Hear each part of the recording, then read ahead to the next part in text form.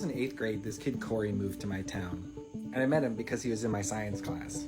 And this kid never paid attention. I would always see him in the back of the class with this big ass binder open, just drawing, scratching, right? And I was like, what is in that binder? What is he writing in there? Nobody else seemed to notice. Like, nobody else seemed to, like, see what I was seeing. Everyone else be listening to the teacher, learning about biology, be down in the back of the class, just... So eventually I went up to him and I was like, dude, you gotta show me what's in that binder. I need to know. And he opens it, and it is filled with stories and, like, stick figure comic books with, like, panels and speech bubbles and, like, the whole shebang. Like, up until this point, I was the weird kid. I was the kid who was coming up with stories, who was doing all that stuff, who was talking constantly to other people about what he was doing. And here was this kid just writing it all down. So I was like, you gotta show me all this. I need to read all of this.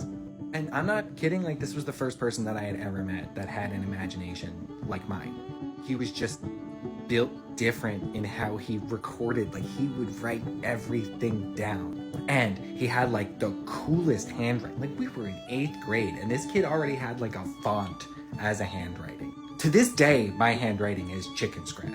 And so we became friends pretty quick. And we spent a lot of time with each other. There were times where we would hang out in his basement. We would go down on a Friday afternoon and not leave until Sunday. We would make, like, Lego movies together or music together. We did this for years.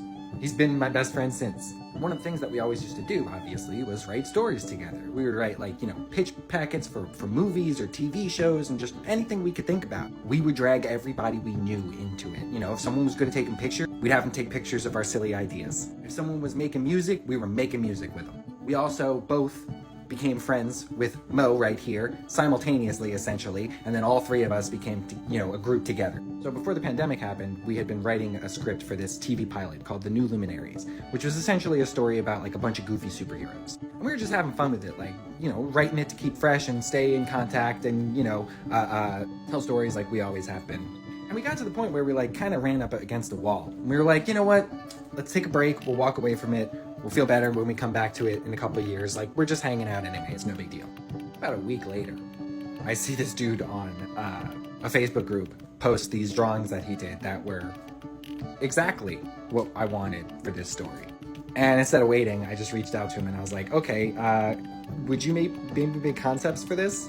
He said, yeah, paid him some money to do the concepts. He liked it. He said, hey, do you guys have a script?